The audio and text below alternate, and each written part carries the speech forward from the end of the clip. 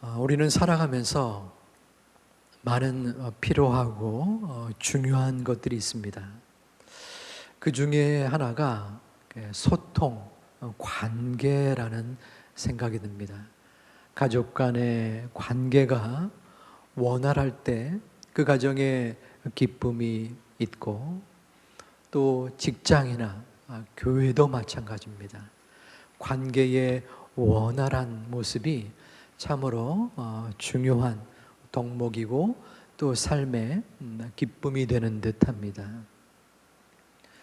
그런데 그 관계의 힘, 또 관계의 유익은 상담에도 적용이 됩니다. 어떤 분을 상담하면 빨리 그리고 효율적으로 치유가 되는 분이 있는가 하면, 도리어 상담을 진행하는 가운데 어려움을 겪거나 그것에 효과가 늦은 분도 계십니다. 물론 여러 가지 이유가 있지만 그 중에 중요한 것 중에 하나가 이 상담자와 내담자의 관계입니다. 내담자가 얼마나 상담자를 신뢰하는가, 그것에 따라서 상담의 효율성이 달라지게 됩니다. 그만큼 관계는 그 모든 유익한 힘이 되는 것입니다. 사람들과의 관계도 그러할진데, 신앙에서 하나님과 나와의 관계는 더욱더 중요합니다. 왜냐하면 내가 하나님을 어떻게 생각하는지, 의지하고 바라고 믿고 따르는가, 그러면 하나님께서 그 모습을 보시고 우리의 모든 삶의 적용과 또 믿음을 돌봐 주시기 때문입니다. 그런데 그 하나님과 우리와 사람과의 관계가 또 어려움을 겪기도 합니다. 사람마다 다르죠. 어떤 분은 전적으로 하나님을 신뢰하기도 하고, 근데 어떤 분은 하나님을 원망하고 또 간혹 떠나가기도 합니다. 자, 이 어려움을 또 자아내는 여러 요소들이 있는데, 그 중에 하나가 정체성입니다. 정체성은 내가 내 스스로를 어떻게 생각하느냐입니다. 그리고 그 관계 속에서 하나님 앞에서 나는 어떠한 존재인가를 마음속에 믿는 것입니다. 그런데 이 정체성을 어떻게 간직하느냐에 따라서 그 하나님과의 관계에 여러 요소가 나타난다는 것입니다. 어떤 청년이 있었습니다. 그 청년은 아버지와의 관계가 어려웠습니다.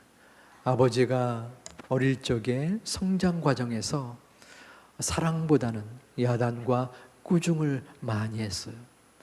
그 청년의 마음속에 왜곡된 정체성이 생겼습니다.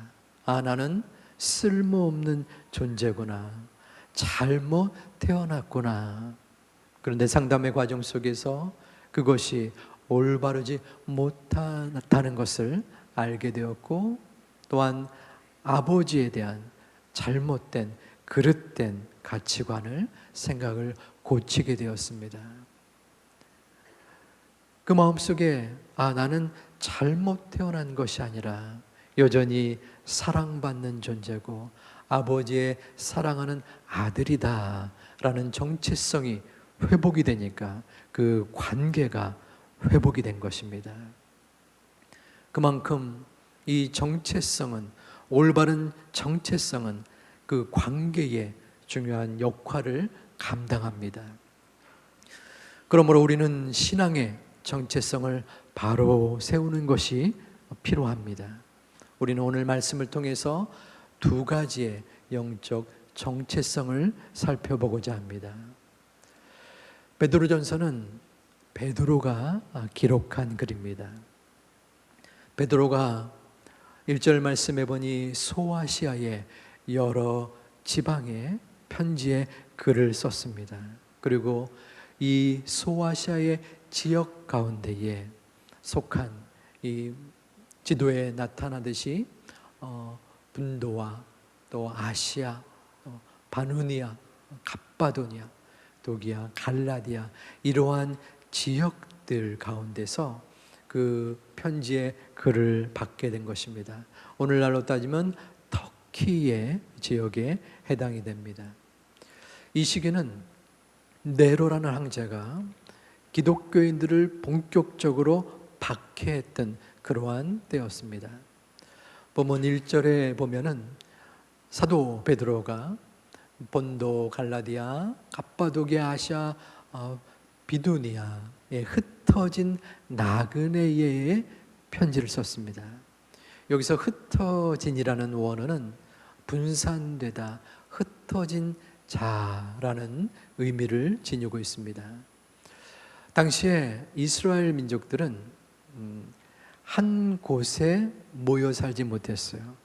왜냐하면 BC 586년에 부패하고 타락한 이스라엘 백성들을 하나님께서 징벌하시사 그들을 흩어놓았습니다. 세계 곳곳에 흩어지게 만든 것이에요. 그래서 그 흩어진 유대인들 중 기독교인으로 개종한 사람들을 일컬어서 흩어진 나그네라고 말합니다. 나그네라는 원어는 바로 이방인 그리고 낯선 사람을 의미합니다. 영어 성경 NIV에서는 세상에서 낯선 자들이라고 번역을 하였습니다. 즉 베드로는 흩어진 나그네, 세상에서 낯선 자들이 바로 기독교인이라는 말을 하는 것입니다. 그리고 또 하나의 표현을 하고 있는데 베드로가 이 갑바도기아를 언급하고 있습니다. 갑바도기아는 이 터키 지역의 동쪽에 위치해 있습니다. 그런데 다른 여러 지역이 있지만 이 갑바도기아는 대표적인 지역이었습니다. 기독교인이 됨으로써 유대인들은 동료 유대인들로부터 많은 핍박을 받았습니다. 왜냐하면 그들은 유대교만 유일한 신 그리고 유일한 종교라고 생각했기 때문입니다. 그래서 그들이 기독교인이 된다면 그들을 공동체로부터 쫓아내고 그들을 죽이려 했던 사람들이었습니다. 그래서 이 갑바도기아는 그 기독교인들, 그리스도인들이 피신하여 간 곳입니다. 그래서 그 지하에 동굴을 만들었습니다. 낮에는 그곳에서 몸을 피하고 그리고 밤에는 양털 가죽을 뒤집어 써서 그리고 곡식을 먹을 것을 구하러 다녔던 사람이 그들 기독교인들이었습니다. 아무런 잘못도 없었지만 당시의 시대적 상황 속에서 그들은 박해를 받은 것입니다. 갑바도기아에 흩어진 나그네, 그들이 바로 불안하고 비참한 삶을 사는 그리스도인들입니다.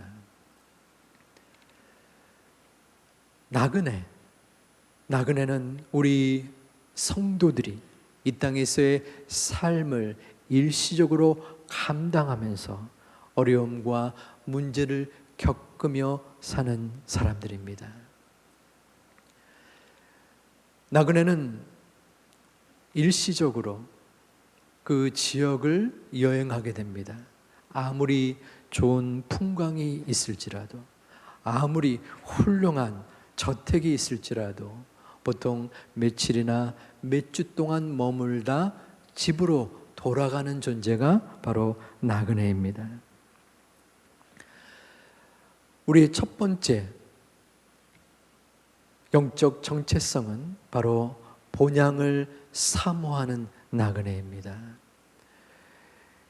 갑바도기아에 흩어진 나그네가 이 세상의 관점으로 볼 때는 비참하고 어려운 삶을 살지만 하나님은 적어도 그들에게 올바른 삶의 방향과 목적을 지닌 그리스도인이다라고 평가를 합니다. 그 목적과 방향은 바로 본향입니다. 본향은 저 천국을 사모하는 것입니다.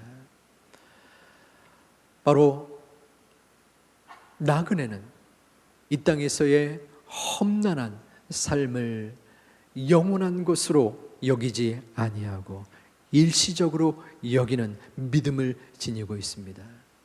하지만 우리의 마음은 어떠합니까? 우리는 영원히 살 것처럼 이 땅에서의 삶을 마음속에 생각하는 자들은 아닙니까? 세상이 주어지는, 세상이 우리에게 보여지는 편안함, 그리고 쾌락, 성공과 박수에서 뒤로 물러서야 됨에도 불구하고 어쩌면 그곳에 더욱더 연연해하는 존재가 바로 우리들이 아닙니까? 성도는 영적인 나그네로 살아가야 합니다.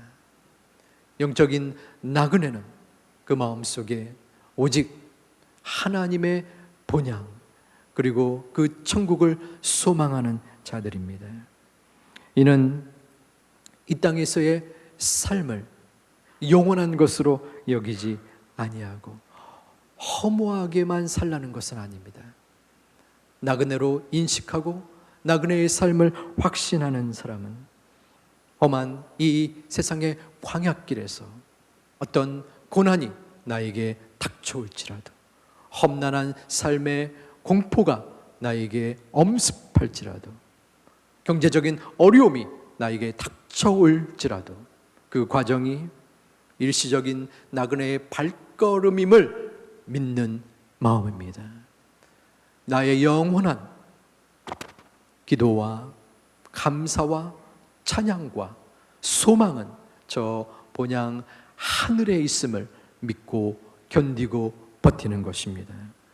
괴로운 인생길, 이 땅에서의 내 고난 영원 쉴 만한 곳 없을지라도 아버지 하나님께 나의 정체성을 드러내고 바치고 이 땅이 결코 영원한 천국이 아니라 그 본향을 사모하며 나의 하나님 앞에 내 모든 마음속에 기쁨을 드릴 수 있는 하나님의 자녀들이 되시기를 주님의 이름으로 축원합니다. 몇 달 전에 어떤 권사님을 잠깐 신방한 적이 있습니다. 그 권사님은 오래전에 암 진단을 받았었습니다. 그런데 감사하게 그 암의 치료가 이어져서 지금 그 삶의 평강함을 누리고 사는 권사님이었습니다. 그런데 그 마음속에 처음 암 진단을 받았을 때 가족은 당황하고 또 마음에 울부짖고 어떻게 할지를 몰랐지만 본인은 담담했다고 합니다. 이제는 지금까지 살려주시고 또한 인도하신 하나님이 저 하늘로 나를 부르는구나, 저 본향에 갈 수 있구나 하는 마음이 들었다고 합니다. 그 권사님의 말씀을 들으면서 저를 한번 되짚어 보았습니다. 만일 저나 여러분 누구나 하나님께서 너 이 땅의 수완이 이 정도이다 라고 하면 갈 수밖에 없는 우리는 피조물입니다. 나에게 그 종말에 이 땅에서의 마무리를 할 때에 과연 나는 저 권사님처럼 웃음을 띠며 감사함으로 저 본향을 나에게 이끌어 주시니 감사합니다 라고 고백할 수 있겠는가? 여러분은 어떠합니까? 우리는 어떻게 해서든 나에게 주어진 이 땅에서의 많은 해야 될 일들과 내가 이루고자 해야 되는 여러 상황들과 내가 추구하는 여러 노력들, 삶의 징표들을 위하여 굳건히 또한 여전히 이 땅을 붙잡고 사는 그러한 연약한 존재가 아닙니까? 물론 우리는 살아있는 동안 이 세상에서 열심을 다하여 살아야 합니다. 하지만 그것이 우리의 목적이 되고 우리의 전부가 되고 우리의 모든 마음의 중심이 되어서는 안 됩니다. 우리의 마음속에 그 삶의 모든 징표와 우리의 최종적인 하나님 앞에 나아갈 곳은 바로 저 본향 하늘나라입니다. 내 삶의 문제가 나를 덮을지라도 내 삶의 정체성을 바로 세우며 나아가는 하나님의 자녀들이 되시기를 주님의 이름으로 축원드립니다. 사도 바울은 이 흩어진 나그네를 일컬어서 하나님 앞에 선택받았음을 본문 1절 말씀에 기록하고 있습니다. 우리 함께 1절을 봉독합니다. 하나님 아버지의 미리 하심을 따라 성령이 거룩하게 하심으로 순종함과 예수 그리스도의 핏부림을 얻기 위하여 택하심을 받은 자들에게 편지하노니 은혜와 평강이 너희에게 더욱 많을지어다. 아멘. 하나님 아버지의 미리 아심과 택하심을 받은 자들입니다. 미리 예정하시고 또한 택하신 존재가 우리들이라는 것입니다. 두 번째 영적인 정체성은 바로 하나님의 선택받은 자가 우리들이라는 것입니다. 하나님의 선택을 받은 것은 너무나 소중한 은혜입니다. 이것은 기독교의 중요한 교리이고 진리입니다. 더불어서 어려운 교리이기도 합니다. 왜냐하면 예정과 선택의 그 하나님에 대한 뜻을 우리가 다 설명할 수 없기 때문입니다. 어떤 사람은 선택을 하고 어떤 사람은 버리는가? 그 하나님의 선택의 원리와 기준은 무엇인가? 왜 나는 선택되었고 저 성실하고 착한 친구는 선택되지 못했는가? 이러한 문의가 질문이 나올 수 있기 때문입니다. 하지만 그 모든 것을 우리의 제한된 지식으로 다 이루어낼 수는 없습니다. 하나님의 특별한 결정이요 하나님의 신비의 영역이기 때문입니다. 그러나 한 가지 분명한 것은 내가 택함을 받은 것은 하나님께서 작정하시고 하나님이 예비하시고 하나님이 이끌어 주신 선택이라는 것입니다. 그것은 나의 선택이 아닙니다. 내가 결정한 것이 아닙니다. 지금 이 시간 우리가 예배 드리러 나올 수 있었고 하나님 앞에 주님을 부르며 또한 찬양하고 기도하고 말씀을 듣고 그 말씀대로 살 수 있었던 것은 하나님께서 여러분을 택한 것입니다. 하나님께서 여러분을 만져주시고 여러분의 마음속에 들어가서 믿음을 일깨워 주시고 여러분을 이 자리까지 불러 놓은 것입니다. 결코 절대로 우리의 생각, 판단, 우리의 모든 결정으로 이 자리에 온 것이 아니라는 것입니다. 그러므로 구원은 하나님의 특별하고 각별한 놀라운 은혜인 것입니다.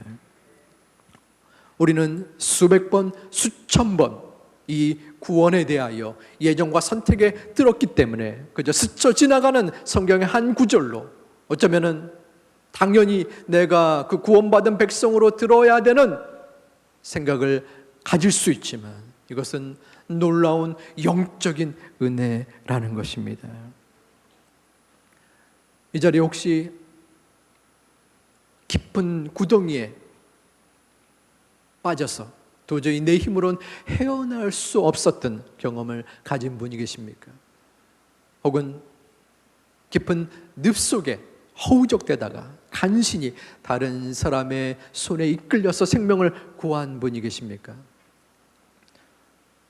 저는 그러한 경우는 없지만 오래전에 바닷가에서 튜브를 타다가 조금씩 저 바다 쪽으로 흘러간 적이 있습니다. 나도 모르게 까마득하게 그 육지가 보였습니다. 야, 이렇게 개죽음을 당하는구나 하는 마음이 들었었습니다. 그래도 아직까지 살아 있는 것을 보면 그때 간신히 튜브에서 헤엄쳐서 같이 나온 것입니다. 하나님의 선택은 무엇입니까? 도저히 내 힘으로는 헤쳐나올 수 없는 깊은 웅덩이, 늪, 망망대 속에서 하나님이 우리를 강권적으로 불러주시고 건져주신 것입니다. 죽음의 자녀, 불의의 자녀, 불순종의 자녀인 우리를 하나님의 자녀로 입양시켜 주신 것입니다. 그러므로 우리는 그 하나님의 은혜에 감사하지 않을 수 없습니다. 이 땅에 무수히 많은 사람들이 있습니다. 70억이나 되는 사람들이 있습니다. 저 하늘의 별처럼 많은, 그리고 저 바다의 모래처럼 많은 사람들 중에서 우리를 특별하게 선택하고 이끌어 주신 것입니다. 하나님께서 이 선택의 교리를 말씀할 때 바할이라는 원어를 사용하였습니다. 이 단어는 군대 중에서 군사를 뽑아 전쟁에 투입하고자 하는 선별의 상황일 때 사용됩니다. 하나님께서 일으키시는 전쟁은 하나님이 주관하시기 때문에 승리할 수밖에 없습니다. 그런데 이 군사를 선별할 때에 그 군사의 외적인 능력과 또한 외모로 선택하지 않는다는 것입니다. 좋은 군사를 뽑으면 전쟁에 유익이 될 것이기 때문에 그 가능성을 두고 뽑지 않으신다는 것입니다. 이것이 바로 하나님의 무조건적 선택입니다. 우리가 뛰어난 도덕적인 능력이 있어서, 인격이 있어서가 아니라, 우리가 큰 죄를 저질러서가 아니라, 그 기준이 있어서가 아니라 하나님이 무조건적으로 그 기준을 우리는 알 수 없습니다. 어쩌면 어떤 사람은 어떻게 저 같은 사람이 교회에 나오는가, 어떻게 저 폐악 무도한 죄인이 교회에 나올 수 있는가, 차라리 나는 교회 안 다니겠다라고 할 만큼 마음속에 아픔이 있을지라도 그것은 하나님의 목인 것입니다. 우리가 그 사람이 될 수 있습니다.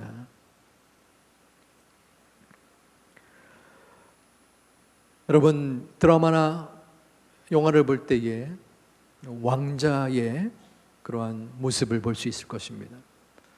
그 왕자가 왕궁에 있다가, 궁전에 있다가 백성들의 동태를 살피기 위하여 왕궁을 벗어나거나, 아니면 여러 이유로 인하여 또 백성들과 함께 있는 경우, 어떤 경우 거지 왕자의 모습도 나타날 수 있습니다.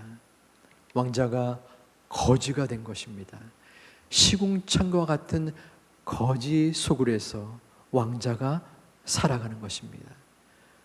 그 마음속에 어떤 생각이 들겠습니까? 벗어나고 싶은 역겨운 냄새와 아픔과 어려움의 상황 속에서라도, 하지만 그 왕자는 품위를 잃지 않습니다. 왜냐하면 그 사람은 거지이면서 왕자이기 때문입니다. 언젠가는 내가 궁전으로 들어가서 왕자의 역할을 할 수 있을 것이라는 소망이 그에게 있기 때문입니다. 그 소망은 베드로전서에 나타나는 산 소망이기도 합니다. 우리 3절 말씀을 함께 봉독하겠습니다. 우리 주 예수 그리스도의 아버지 하나님을 찬송하리로다. 그의 많으신 긍휼대로 예수 그리스도를 죽은 자 가운데서 부활하게 하심으로 말미암아 우리를 거듭나게 하사 산 소망이 되게 하시며. 아멘. 여기서 산 소망은 베드로가 이 소아시아 교회에 흩어진 나그네에게 또한 편지를 할 때에 그들이 박해와 어려움 속에서 공포에 떨었던 그 마음과 반대되는 개념입니다. 소망이 있는 것입니다. 죽은 소망이 아니라 산 소망인 것입니다. 비록 나의 삶 속에 괴로움과 걱정과 고민과 아픔이 있을지라도 나는 하나님의 선택받은 하나님의 존귀한 자녀이기 때문에 소망을 갖게 되는 것입니다. 여러분에게 그러한 소망이 있습니까? 여러분의 마음 중심에 그러한 산 소망이 지금 현재 있느냐는 것입니다. 우리의 영적 정체성을 다시 한번 돌이켜 보아야 합니다. 나는 누구인가? 나는 그 죽어서 마땅한, 죽을 수밖에 없는 그러한 죽음의 자리에서 스스로 목숨을 내어 놓음으로 말미암아 생명을 얻은 하나님의 자녀라는 것입니다. 그 자녀가 우리이기 때문에, 나이기 때문에 우리에게 산 소망을 주시는 그 하나님을 붙잡고 나아가는 것입니다. 오직 하나님의 선택인 것입니다. 내가 잘나서, 내가 능력이 뛰어나서, 내가 교회에 오래 다님으로 인하여, 내가 5대째 신앙인의 가족이기 때문에 나를 선택한 것이 아닙니다. 나의 모든 부족함과 연약함 속에서도 지금도 그 이유를 알 수 없지만 오직 하나님의 특별한 은혜로 선택받은 나이기 때문에 나는 산 소망을 주님 앞에 드릴 수 있는 것입니다. 이 땅에서 극심한 물질적 어려움으로 처해 있을 때 누군가 무상으로 500만 원을 주었다 하면 그 마음속에 기쁨과 감사가 넘칠 것입니다. 5천만 원, 그 이상의 액수는 더할 것입니다. 하지만 그것을 잊어버린다면, 그 마음의 감사를 잊어버린다면 은혜를 모르는 자여 배은망덕한 자라고 칭할 것입니다. 우리의 마음은 어떠합니까? 우리는 분명 하나님의 예정 속에서 지금 이곳에서 예배를 드리고 있는 하나님의 백성입니다. 하나님의 자녀입니다. 하나님의 왕이신 하나님의 왕자입니다. 그런데 우리가 그 500만 원, 5천만 원과 비교할 수 없는 그 생명 되시는 하나님, 그 끊을 수 없는 끝없는 사랑을 우리에게 주셨는데 우리는 여전히 그 사랑을 망각하고 그 사랑을 뺏어버리고 하나님 앞에 불충함과 괴로움과 걱정 속에서 헤매이고 있다면 아버지 하나님은 그 얼마나 안타까워 하시겠습니까? 내가 너에게 생명을 부어 주었는데, 내 아들을 포기하면서까지 너에게 그 사랑을 허락했는데 너는 여전히 그 사랑을 알지 못하고 이 땅에서 이 세상을 탐하고 이 세상을 넘보는 그러한 부족한 모습을 언제까지 보이겠느냐? 주일에 습관적으로 관습적으로 예배를 드리고 왜 나를 바라보지 못하고 나를 믿고 따르지 못하느냐? 주님은 우리에게 말씀하고 계십니다. 많은 믿음의 조상들, 그리고 지금 하나님을 믿는 성도들의 마음속에 한 가지 공통된 물음이 있는 듯합니다. 그것은 하나님을 믿는데 왜 이렇게 힘들까입니다. 왜 내 기도는 응답되지 않는 것일까? 왜 나만 이렇게 힘든가? 하지만 그 질문과 그 의도를 바로 세워야 합니다. 교회를 다닌다고 해서 어려움이 없어지진 않습니다. 도리어 어떤 경우에선 고통이 더 심할 수 있습니다. 교회를 다닌다고 괴로움이 사라지는 것이 아니라 교회를 다님으로 인하여, 하나님을 믿음으로 인하여 그 어려움과 고난을 이겨낼 수 있는 무기를 갖는 것입니다. 그 무기는 무엇입니까? 그것은 나를 택하셔서 나에게 그 생명을 주신 하나님의 전적인 끝없는 사랑이요 은혜입니다. 제가 좋아하고 또 즐겨하는 찬양이 있습니다. 세상 소망 다 사라져가도 주의 사랑은 끝이 없으니 살아가는 그 모든 순간이 주 은혜임을 나는 믿네. 이 부분만 같이 우리의 입술이 아니라 우리의 중심, 우리의 믿음으로 찬양하겠습니다. 세상 소망 다 사라져가도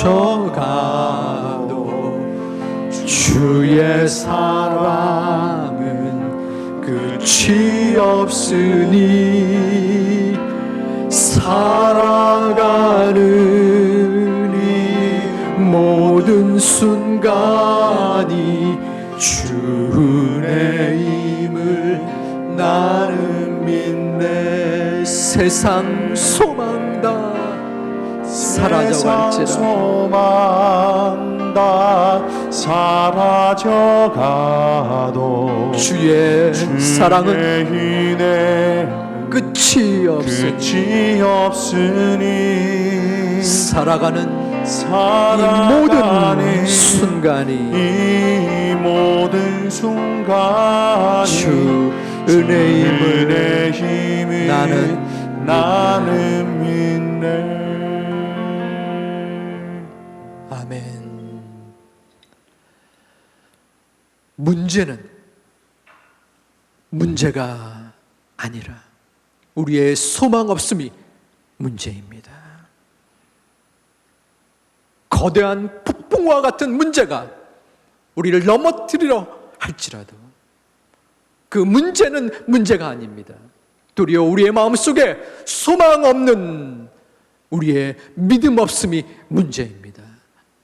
고통과 괴로움과 절망이 우리를 엄습하고 우리를 쓰러뜨리려 호시탐탐 우리를 유혹할지라도 우리의 마음속에 소망이 있다면, 우리의 마음속에 그 끝없는 사랑의 믿음이 있다면 우리는 그 문제를 헤쳐나갈 수 있습니다. 다시 한번 회복할 수 있습니다. 우리의 영적 전체성을 세우고 주님 앞에 나아갈 수 있습니다. 우리의 소망이 우리를 살립니다. 소망이 아버지 하나님께로 우리를 인도합니다. 소망의 그 끝없는 사랑을, 세상 소망이 다 사라져갈지라도 주의 은혜만을 믿고 주님이 나를 선택한 그 사랑을 믿고 의지하며 나아갈 수 있는 하나님의 자녀들이 되시기를 주님의 이름으로 축원드립니다. 우리는 이 땅에서 영원히 살 것처럼 살아갑니다. 영원히 살기를 원하는 마음이 우리에게 또 있습니다. 그러나 영원히 살 수 있는 사람은 그 어떠한 사람도 없습니다. 그런데 그 사실을 우리는 많이 자주 잊어버립니다. 본향을 사모하는 나그네처럼 우리는 살아야 합니다. 이 땅이, 이곳이 영원한 우리의 터전이 아님을 우리는 매 순간마다 노력하며 깨달아야 합니다. 저 본향을 사모할 때 우리가 겪는 이 지금의 모습을 우리는 굳건히 견딜 수 있습니다. 나를 선택하신 그 아버지 하나님의 사랑, 이 보잘것없고 이 누추하고 이 더럽고 패악 무도한 죄인 중에 괴수인 나를 왜 무엇 때문에 선택하셔서 이끌어 주셨고 인도해 주셨는데 왜 그 끝없는 사랑이 나에게 있는데 여전히 우리는 고민하며 걱정하며 하나님의 사랑을 붙잡지 못하고 있습니까? 아버지 하나님이 우리를 감싸고 계십니다. 우리는 그 하나님의 자녀들입니다. 하나님의 백성입니다. 하나님이 끝까지 책임져 주시는 하나님의 놀라운 은혜 속에 거하는 자들입니다.